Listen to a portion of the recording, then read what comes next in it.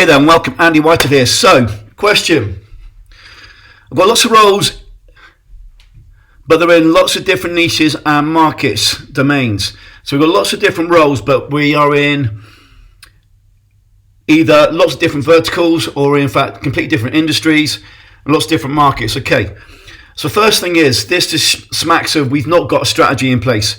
We're probably in cash hunting mode, so we're taking roles in to pay the bills, which means what we're always doing is we're in client getting mode. A role comes in, then we drop bringing clients in, then we're in candidate getting mode. So we try and scurry and get the candidate. Because we're in multiple niches and markets and domains, we haven't actually got a business here. What we've got is a transactional process. So a role comes in, we then need to stop what we're doing, go out and hunt the candidate down, pick up the phone, LinkedIn messages, sporadic emails, maybe even some form of networking. So everything stops while we try and get the candidate. Then we get the candidate on board, we go through our process, we then get them to the client, we then get into delivery mode. We got paid. Shit, I need a role. And the process goes on, which means we have a glass ceiling. So when we've got lots of roles in lots of niches, it tells me right from the start we've not got a strategy here. Now that's not to underestimate or replenish any effort has gone into where we are right now, but if we've got lots of roles in lots of niches right now, it says right from the start we've not got a focus on where we're going. So if we take any action right now in our markets, let's say that we're focusing on one market, and we take out that decision that I'm going to focus on this market, but I've got 5 roles coming in from my previous markets, previous type of role. Take that one decision out by 1 month, 2 months, 3 months, 4 months, 5 months. We've got a completely different destination, as opposed to the recruiter who says, right, my market and my niche is ABC, my location is ABC, and the roles on the cover are 1, 2, 3, 4, 5, 6, 7, 8, 9, 10. These are the numbers behind them. These are the number per role. So I've got this open role. There are 97 candidates, or there are typically 5,000 candidates in this market, and there are typically 1,000 roles per year.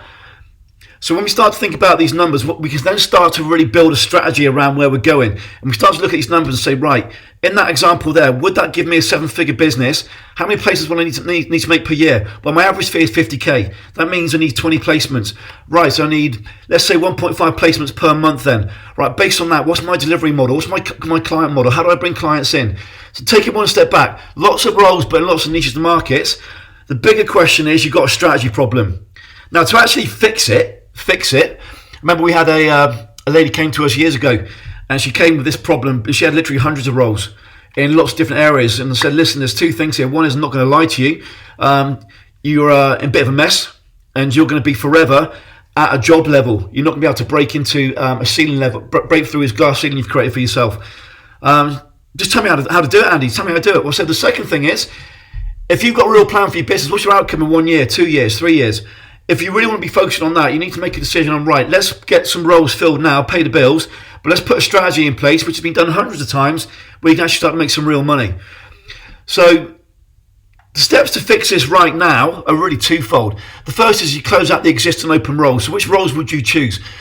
Well, there's 2 ways of looking at this. One is the easiest to fill. So I don't know what you have in front of you. I don't know what relationships you have with candidates. I don't know what data you have with candidates. I don't know what's in your LinkedIn network. I've got no idea. But one is fill out the open roles in front of you. And you might choose to fill the easiest. Or you might look to fill the highest paying.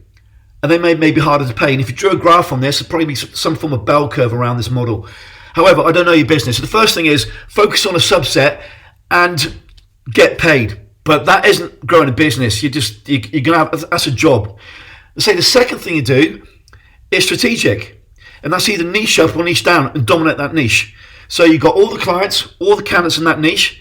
You've got the data set behind it. So you've got all the clients, all the candidates in the CRM. You've got an automated system to bring in leads when you need them, to bring in the candidates when you need them. But then also what you start to do is have an authority process. So one authority strategy, for example, maybe get number 1 on iTunes.